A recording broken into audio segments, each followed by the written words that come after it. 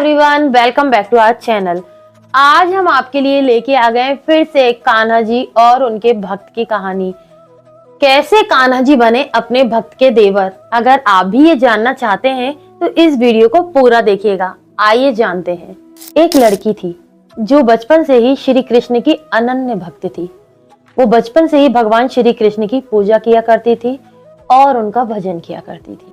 भक्ति करते करते वह बड़ी हो गई। ईश्वर की कृपा से उसका विवाह भी श्री धाम वृंदावन में एक संपन्न परिवार में हो गया। विवाह होने के बाद वह पहली बार वृंदावन गई, पर नई दुल्हन होने के कारण वह कहीं जा नहीं सकी और मायके चली गई। धीरे धीरे दिन बीतते गए और एक दिन उसका पति उसे वापस लेने के लिए आया। तो पहुंचते शाम हो गई और उसका पति थक गया, तो वह वृंदावन में यमुना नदी के किनारे पर रुका और उसने अपनी पत्नी से कहा, देखो शाम हो गई है, तो मैं अभी यमुना जी में स्नान करके वापस आता हूँ।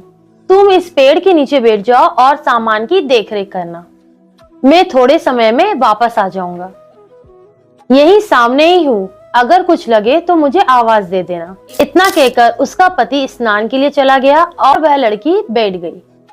अब उस लड़की ने एक हाथ लंबा तो घूंघट निकाल के रखा है, क्योंकि वह ससुराल है, ऊपर से गांव में है, तो वो वहीं बैठी रही।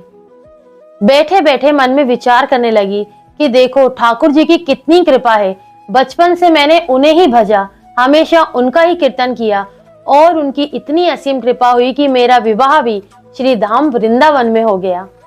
फिर उसने सोचा कि मैं इतने वर्षों से ठाकुर जी को मानती हूँ, उनका भजन करती हूँ, उनकी पूजा करती हूँ, लेकिन अभी तक मैंने उनसे कोई रिश्ता नहीं। और यही सोचते सोचते उसने सोचा कि आखिर ठाकुर जी की उम्र कितनी होगी। फिर उसे लगा कि कम से कम 16 वर्ष के तो होंगे ही। मेरे पति 20 वर्ष के हैं, उनसे थोड़े ही छोटे ठाकुर जी भी होंगे, इसलिए ठाकुर जी मेरे पति के छोटे भाई की तरह हुए और मेरे देवर की तरह। फिर उसने सोचा कि आज से ठाकुर जी मेरे देवर हुए और उसने ठाकुर जी से देवर का रिश्ता बना लिया। इसके बाद ठाकुर जी से नया संबंध बनाने के बाद वह बहुत प्रसन्न हुई और मन ही मन ठाकुर जी से कहने लगी, देखो ठाकुर जी, आज से मैं तुम्हारी भाभी और तुम मेरे देवर हो गए। अब जल्द ही वह समय आएगा कि तुम मुझे भाभी भाभी कहकर पुकारोगे। इतना सोच ही रही थी, तभी एक 10-15 साल का बालक आया और उससे बोला, भाभी भाभी। तभी वह लड़की अपने भाव से बाहर आई और सोचने लगी कि वृंदावन में तो मैं नहीं हूँ, मुझे कौन भाभी कह कहकर बुला रहा है।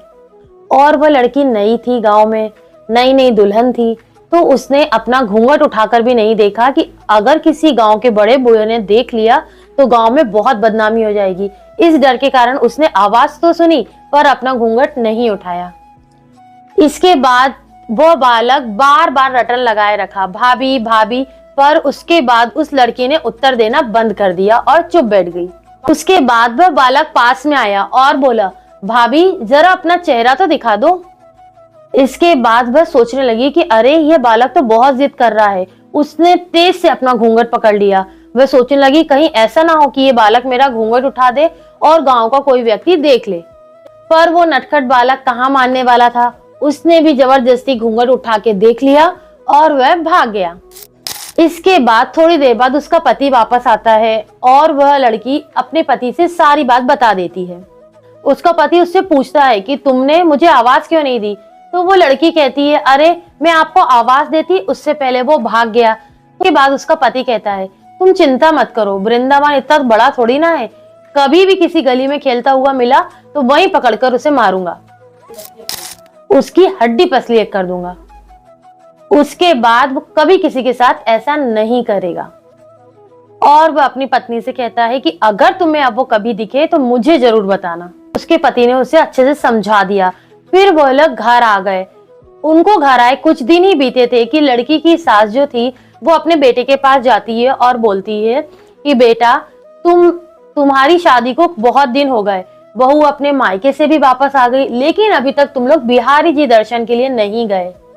कल तुम जाओ और बहू को बिहारी जी के दर्शन करा के लेके आओ। इसके बाद माँ की आज्ञा पाकर अगले दिन दोनों पति पत्नी ठाकुर जी के दर्शन के लिए जाते हैं। जैसे ही वो मंदिर पहुंचे उन्होंने देखा मंदिर में बहुत ज्यादा भीड़ थी।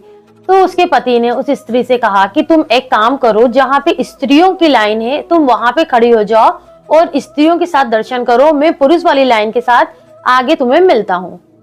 इसके बाद वह लड़की औरतों की लाइन में लग जाती है। वो धीरे धीरे जब आगे बढ़ती है और वो अपना घूंघट नहीं हटाई थी, क्योंकि उसे अभी भी ये डर था कहीं ऐसा ना हो गांव का कोई बड़ा बूढ़ा मुझे देख लेगा तो वो क्या सोचेगा कि बहू बिना घूंघट के घूम रही है। उसका पति उसके पास आया और बोला, अरे बाबरी, बिहारी जी तो सामने है, अपना घूंघट तो हटा, अगर तू घूंघट नहीं हटाएगी तो कैसे बिहारी जी के दर्शन करेगी।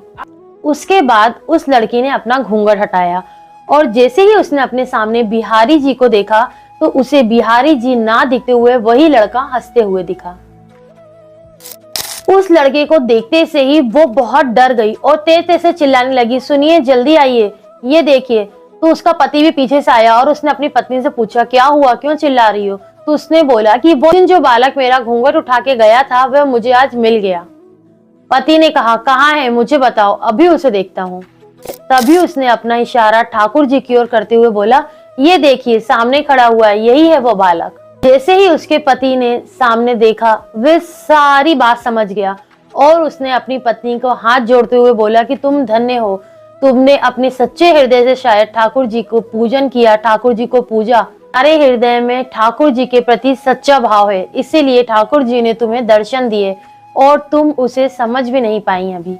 उसके पति ने कहा कि मैं इतने साल से वृंदावन में हूँ, फिर भी मुझे ठाकुर जी ने आज तक दर्शन नहीं दिए, लेकिन तुम्हारे भक्ति भाव से प्रसन्न होकर उन्होंने तुम्हें दर्शन दिए। वह अपनी पत्नी के आगे नमन करने लगा और उन दोनों की आंखें आंसुओं से भर गईं और उन्होंने बिहारी जी के दर्शन किए और फिर वह वहां से चले गए।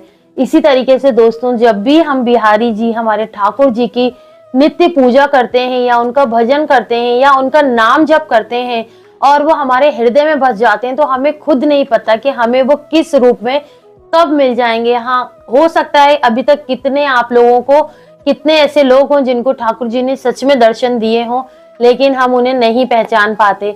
बस हमारा भाव सच्चा होना चाहिए, वो हमें अवश्य दर्शन देते हैं।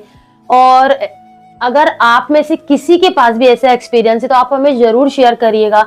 और ये कहानी आपको कैसी लगी प्लीज आप बताइएगा। इसके लिए वीडियो को लाइक, शेयर और कमेंट करना बिल्कुल मत भूलना और हाँ, बेल आइकन दबा देना जिससे आने वाली वीडियो नोटिफिकेशन आपको सबसे पहले मिल सके। तो दोस्तों, राधे राधे।